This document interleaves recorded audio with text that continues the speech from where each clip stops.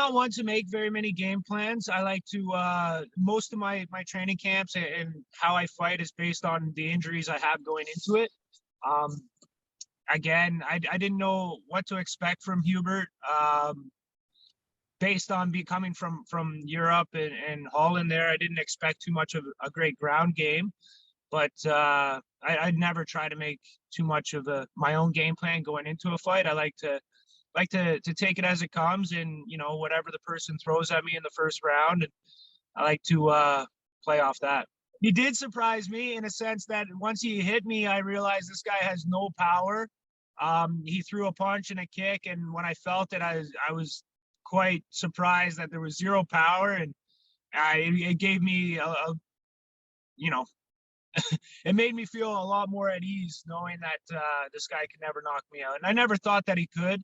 I've been hit by Yori Mess, Warren Stevelmans, like Chris Nagimbi, like world-class strikers, and they hit me hard, like on the chin, and none of them dropped me. So I knew that this guy could never do it.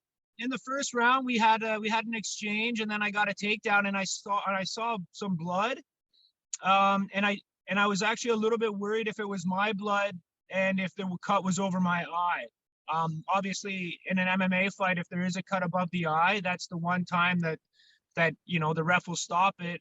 Even though you're uninjured at all, even though it's not bothering you, like they stop it because if there's blood in the eye, it's dangerous and you can't see. But yeah, I mean, I'll fight through that. I don't care. I'll fight with one eye. I'll fight with one leg. It doesn't matter to me. But for the ref to stop it based on that would really hurt my soul. Playing it as it comes. I was really excited. I was really happy to get the judo throw in there. It was, I think, the first time I've ever really landed one in an MMA fight. And then once I flattened him out, that was something that me and Jeff Montemero went over in the last Shark Tank sparring session that I had. We really went over that, and that's again something that I've never done in an MMA fight as well. So those two things were big growths in my game, and just super excited for that. I'm always wanting to grow and just keep adding to my repertoire. Absolutely, I want to get back there. I mean, that's the one place I'm going to get a couple good big paychecks.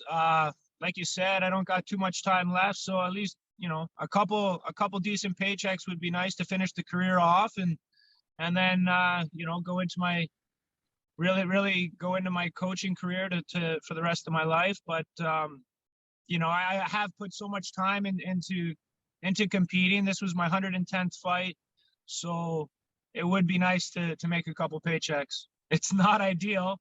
I do it because I'm professional. Even though this was the fifth guy in a row that missed weight, they were all for title fights. I don't understand how someone can sign a contract and miss weight. I don't care if it's 200 grams or a pound and 1.2 pounds. Like, the guy signed the contract 9 weeks earlier, and when looking at his body, he looked like a bag of milk. Like, he clearly didn't try to come all this way from Holland and still miss weight. I don't understand it. The promotion flew him in on Sunday, and weigh-ins were Thursday, and he just was giving excuse after excuse, and there is no excuse. I flew to Russia. I flew to China. They fly me in at about 24 hours before weigh-ins, and sometimes even less, and I still make weight.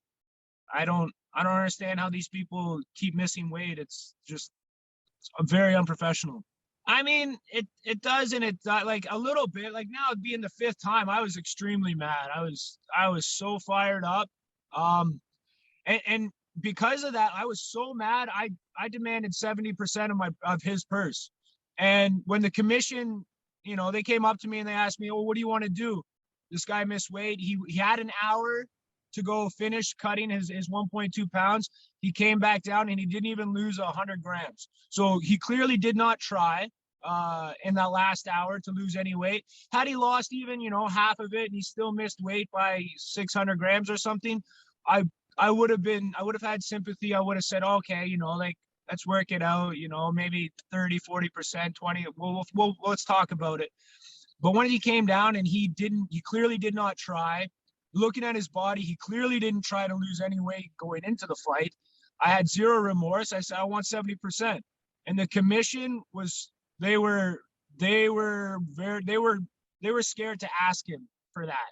And I understandably, like, I think that's pretty much the gold standard now for the industry. We've seen so many people, even in the UFC, missing weight. It's very unprofessional. But at what's 20%? If the guy pays me a couple $100 to have an advantage over me, like, and clearly people have been doing it 5 times in a row now, and 2 of those times people miss weight by 5 pounds going into title fights.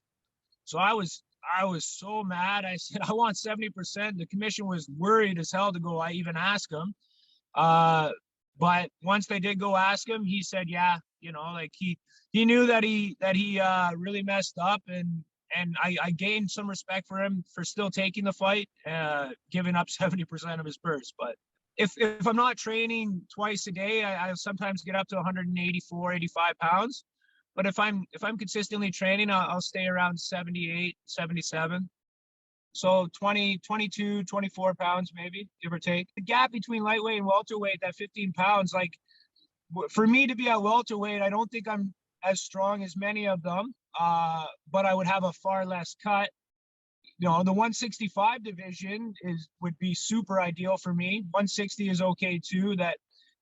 I'm as I'm getting older, 55 is becoming a bit much, and I would like to take the step up. We're in talks with the next fight regardless. So if it is one more, then, you know, I'll just keep plugging away. But, you know, I think what I've showcased in you know, the 4-fight win streak, 9 in my last 11 since being cut, I think I really hope it is enough to make a step in there. I know it's tough. It's kind of the right place at the right time. There just has to be that opportunity. They're not kind of giving guys a second chance unless they need someone to fill a spot. I'm ready to take anyone. My first run in the UFC, we kind of, you know, we accepted a lot of fights with guys that were, you know, like in the top 50, top 30. Probably bit off a little bit more than I can chew. Unfortunately, I was plagued with a weird, every time I signed a UFC contract, I got injured in my first training session. It was like a weird curse or something. You know, like smaller injuries, so like a small ligament tear, but not enough to really pull out of the fight, but enough to make me not be 100%. So it was a weird little curse, but I've never gone into a fight in my life at 100%. So it is what it is. Yeah, Shane Sheldon Campbell on all my social medias. Huge thanks to Chakuni Outdoor Sports, Apothic Naturals and Wellness, Crew Olin, Jeff Montemera, House of Champions, Shea Bears. You know, thank you all.